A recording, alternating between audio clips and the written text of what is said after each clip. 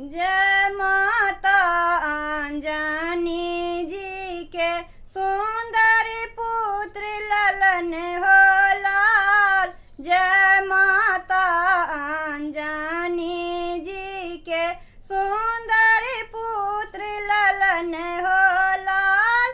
कौन कंधा पर राम विराजे, कौन कंधा पर राम विराजे, कौन कंधा लक्ष्मण हो लाल, कौन कंधा लक्ष्मण हो लाल। जय माता अंजनी जी के सुंदर पुत्र ललन हो लाल। जय माता अंजनी जी के सुंदर पुत्र ललन हो लाल। दाहिन कंधा पर राम विराजे, दाहिन कंधा पर राम विराजे, बाम कंधा लक्ष्मण हो लाल, बाम कंधा लक्ष्मण हो लाल। जय माता अंजनी जी के सुंदर पुत्र ललन हो लाल।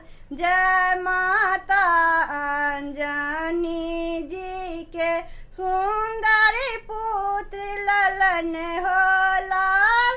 कौन हाथ में गदा विराजे, कौन हाथ में गदा विराजे, कौन हाथ पर्वत हो लाल, कौन हाथ पर्वत हो लाल। जय माता अंजनी जी के सुंदर पुत्र ललन हो लाल। जय माता अंजनी जी के सुंदर पुत्र ललन हो लाल।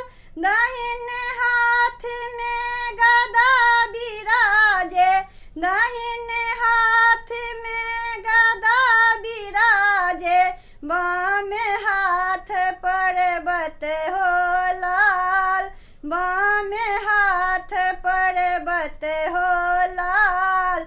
जय माता अंजनी जी के सुंदर पुत्र ललन हो लाल।